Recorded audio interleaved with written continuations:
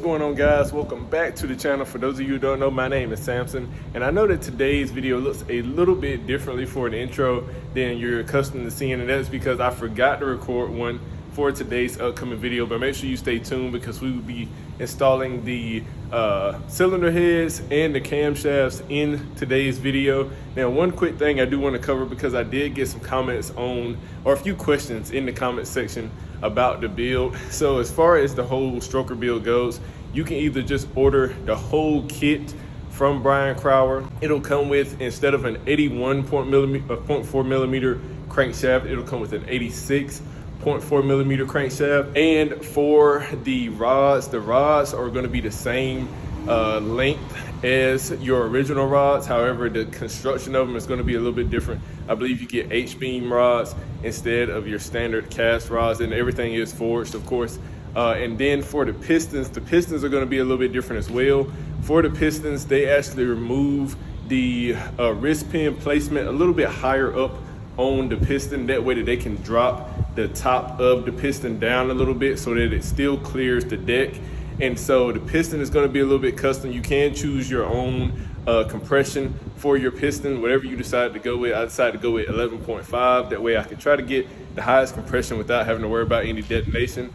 Or you could just do a completely custom and not go with the kit at all. You can get a 86 millimeter crankshaft out of a VQ37 HR, and then you can just get some regular forged H-beam rods from off Amazon or anywhere else. But for your piston setup, you do still have to go with the pistons from the kit, because like I said, those are legitimately custom for the kit, so that it's able to clear the deck. But just like that, guys, let's go ahead and get into the rest of the installation for the video. All right, guys, so now that all the pistons are in, and I'll do it one more time just for your pleasure, let you see it turn. Really, really smooth. No hiccups. At this time, it's time to go ahead and put on the cylinder heads. Now, for my cylinder head gaskets, I decided to go with these Cosworth gaskets. I feel like Cosworth is a really, really good name in the game. Now, since these are pretty high performance head gaskets, they should hold up really well. I shouldn't experience any issues with these breaking or anything like that. Lovely. Yep, so all the head gaskets are on the way that they should be. And my cylinder heads, I got these heads, I got a valve job on them quite a little while ago. I can't remember how long ago it's been. And they have been in this plastic since I got it done. So I'll look over them real quick, but they should be good to go right out of the plastic. It is worth mentioning that these are ported.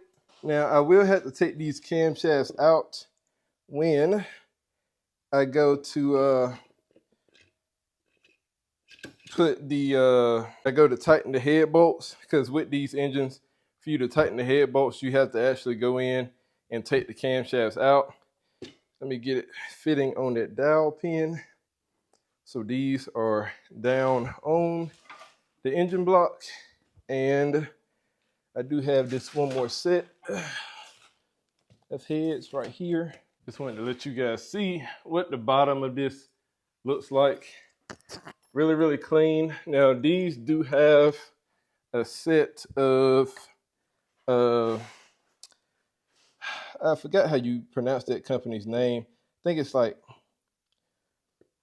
Ferrero or something like that. Ferrero.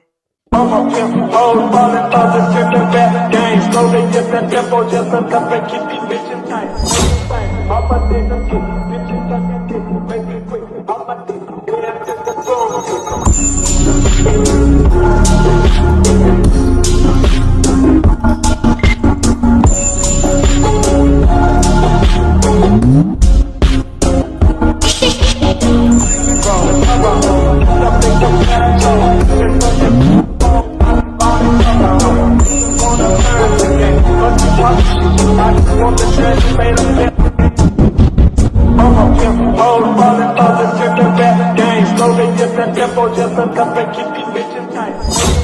All my niggas get bitches like a dick, make it quick. All my niggas dance at the door.